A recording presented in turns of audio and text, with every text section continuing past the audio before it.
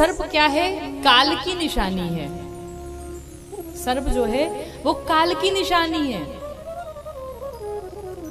हम और आप, संसार में जितने लोग हैं, एक बड़ा सा अजगर है और उस अजगर ने अपना मुख फैला रखा है और उस अजगर के मुख में हम सभी बैठे हुए हैं। सुरक्षित कब तक हैं? जब तक उस अजगर ने अपना मुख बंद नहीं किया है। काल व्याल मुख ग्रास त्रास निर्णाश है तवे। हम सभी काल के मुख में बैठे हुए हैं और उस काल का ग्रास कब बन जाएंगे कोई ठिकाना नहीं महाराज।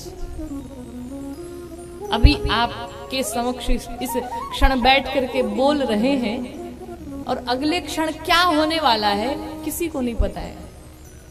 कल बोल पाएंगे कि नहीं पाएंगे इसका भी कोई ठिकाना नहीं है। इस क्षण का कोई ठिकाना नहीं है।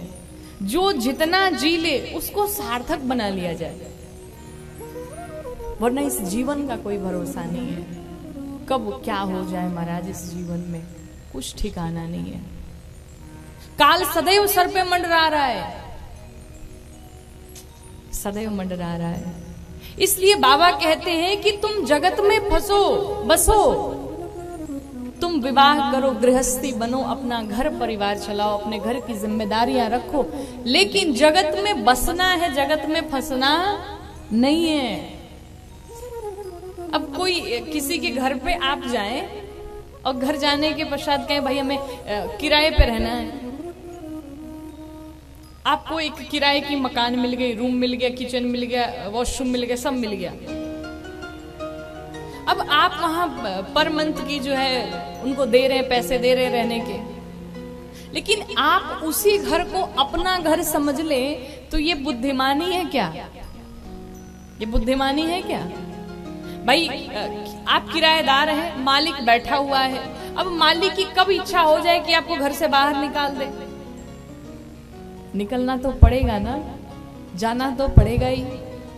अब उस घर को ही अपना मान ले, झगड़ा करने नहीं हम तो नहीं जाएंगे, लेकिन जब कोर्ट से आर्डर आएगा तो जाना ही पड़ेगा, क्योंकि ये लीगल है ही नहीं। उसी प्रकार से ये जो घर मिला है ना, ये मकान जो दिख रहा है, ये जो घर दिख रहा है, ये भी घर किराए का ही मिला है।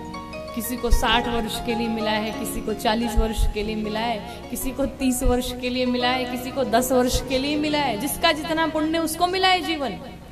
और भगवान के इस घर में हम सभी बैठे हुए काम कर रहे हैं अपना, लेकिन इस घर को ही हम अपना मान बैठे तो ये हमारी बुद्धिमानी नहीं है, ये हमारी मूर्खता है। इस घर को ही हम अपना समझ बैठे, ये बुद्धिमानी नहीं है, ये हमारी मूर्खता है।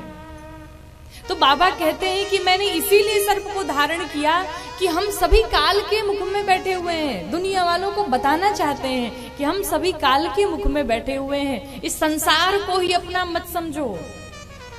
जिस प्रकार से जब रात्रि में आप सो रहे हो तो सोते समय आपके बेड के नीचे, चौकी के नीचे, आप जहां सो रहे हो, एक रस्सी दिखाई पड़े रात्रि के समय, लाइट बंद हो,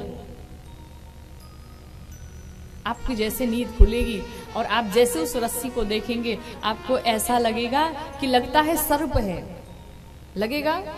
लेकिन जैसे लाइट ऑन होगी पता चलेगा ये तो सर्प है ही नहीं, ये तो रस्सी है। ठीक इसी प्रकार से ये संसार भी है। ये संसार ही सत्य दिखाई पड़ता है, लगता है कि यही सब कुछ है, इसी में बड़ा आनंद है। लेकिन जिस दिन वो रघुनाथ जी की प्राप्ति हो गई, जिस दिन भगवान को जान गए, उस दिन ये संसार मिथ्या लगने लगेगा, संसार झूठा लगने लगेगा। क्यों? क्योंकि भगवान ही सत्य है, दूसरा कुछ संसार में सत्य नहीं है महाराज। भगवान की भक्ति की जाए, भगवान से प्रेम किया जाए।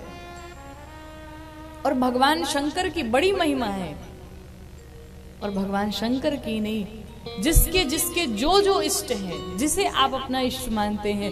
कोई भगवान राम को मानता, कोई भगवान कृष्ण को मानता, कोई भगवान शंकर को मानता, कोई गणपति भगवान को मानता, कोई जगत जननी जगदम्बा मैया को मानता। तो जो जिसका इष्ट है, मैं सबकी बात कर रही हूँ। अपने इष्ट से खूब प्रेम करिए, अपने इष्ट में खूब निष्ठा लगाए रखिए, और याद रखिए इष्ट एक होता है, इष्ट अनेक नहीं होते हैं।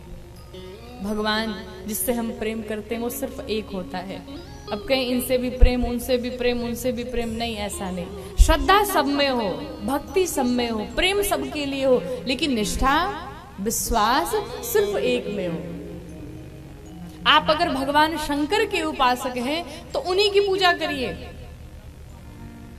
लेकिन हाँ रास्ते में या घर में कोई और भी भगवान है तो उनकी भी पूजा करिए, लेकिन आप जिस देवी देवता की पूजा करिए, जिसके स्थान पर जाइए, सबसे जाकर के यही कहिए, प्रभु ऐसी कृपा बनाए रखना हमारे ऊपर कि हमें भगवान शंकर की भक्ति प्राप्त होती रहे, हमें भगवान शंकर का प्रेम प्राप्त होता रहे।